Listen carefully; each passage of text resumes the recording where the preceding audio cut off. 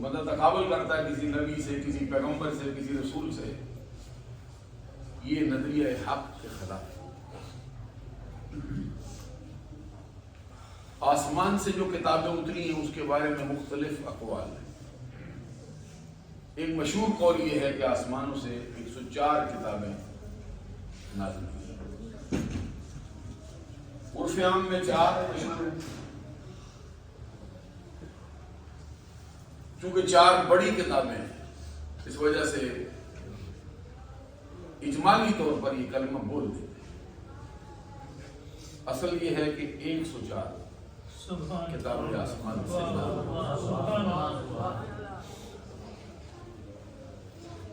قرآن پاک ان تمام کتابوں میں سب سے افضل کتاب ہے۔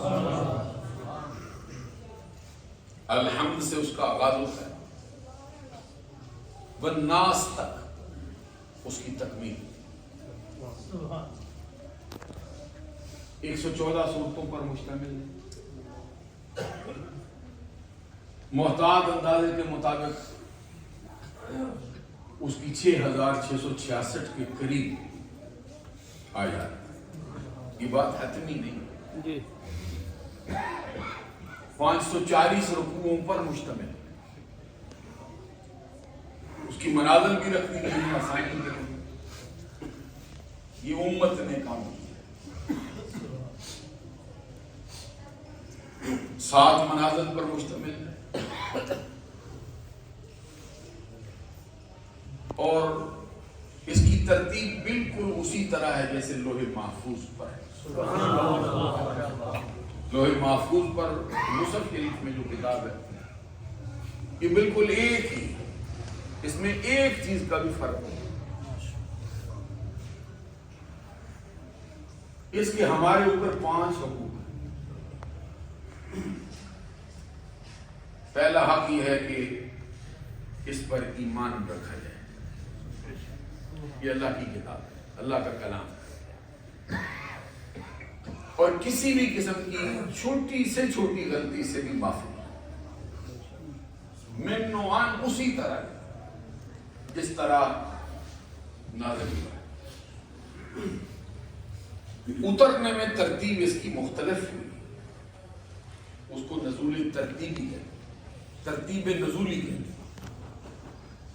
ہمارے پاس جو موجود ہے اس کو ترتیب اصلی ہے، اس کے جواب میں اصلی کے بدلے میں نقلی نہیں ہوتا۔ یہ ترتیب نزولی اور ہے، ترتیب اصلی اور، یہ اسی طرح جیسے قرآن پاک لوح محفوظ۔ پہلے آسمان سے جو کتابیں اتری ہیں وہ بھی اللہ کا کلام ہے، ان کی بھی بہت فضیلت، ان کا اپنی اصلی شکل میں باقی نہ رہنا یہ حکمت کے تحت، حکمت کے تحت محفوظ رہنا چاہیے، لیکن چونکہ ادوار بدلنے ہیں، آخر میں ہستی نے جل و فرما ہونا،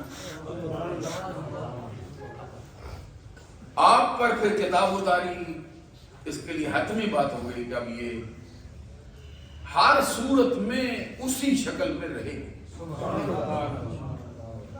کوئی بندہ اس کا مؤید ہو نہ ہو، کہ اللہ نے اپنے ذمہ کرم پہ خود لے لی، ایسی سفارش نہیں کر سکتا جیسی سفارش قرآن یہ حدیث میں باقاعدہ پھر اس میں تطبیق کے طور پر کچھ باتیں آگے بڑھائی گئی، مگر نہ قرآن کی شفاعت سب سے اونچی، اور جس کا شفیع قرآن ہوگا رب ذوالجلال اس سے بال پرس نہیں فرمائے۔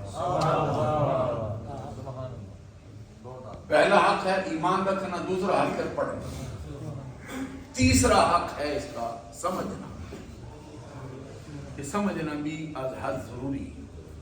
جتنے علوم ہمارے ہاں پڑھائے جاتے ہیں اس کا مقصد ہے کہ قرآن سمجھ آئے۔ اگر بقیہ علوم پڑھ لیتا ہے قرآن نہیں سمجھتا تو یہ ایسا ہی ہے کہ بڑا لمبا سفر طے کر گیا ہے، منزل پانے کا کوئی ارادہ ہی نہیں۔ جتنے علوم ہیں سب قرآن تک پہنچ جاتے ہیں، اور قرآن کو سمجھنے کے لیے پڑھے جاتے ہیں۔ حدیث ہے وہ بھی قرآن کی وضاحت میں آئی، سنت مصطفیٰ ہے وہ بھی قرآن کی عملی تصدیق۔ اصل کیا ہے؟ پہلے پڑھنا، تیسرے نمبر پہ کیا ہے؟ سمجھنا۔ اسی لیے فرمایا نا یہ جو خیرکم من تعلم القرآن وعلمہ، اس کا مطلب یہ ہے کہ تم میں سے یہ خیر بمانا اخیر ہے، اس مقام خیر بمانا اخیر، تم میں سب سے بہتر کون ہے؟ جو قرآن سیکھتا ہے، پڑھتا نہیں، پڑھنا اس کا ایک جز ہے۔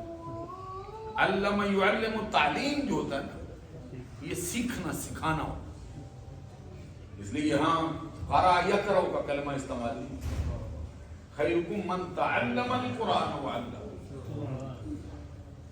تم میں سب سے بہتر ہیں وہ افراد جو قرآن خود سیکھتے ہیں پھر دوسروں کو سکھاتے ہیں۔ چوتھے نمبر پر اس کا حق کیا ہے؟ پہلا یہ ایمان، دوسرا ہے پڑھنا، تیسرا سمجھنا، چوتھا یہ ہے اس پہ عمل پیرا ہونا۔ قرآن پاک کی عملی تصویر پیش کر دے رہا، قرآن نے یہ کہا ہے اور اس کے جواب میں کوئی چون و چرا نہیں ہو سکتا۔ اور پانچواں حق اس کا یہ ہے کہ جو کچھ سمجھا، جو پڑھا، جس پہ عمل پیرا ہوئے، اس پر اس کو اللہ کی مخلوق تک پہنچا دے۔ یہ 5 حقوق امت محمدیہ پر قرآن کے ہیں۔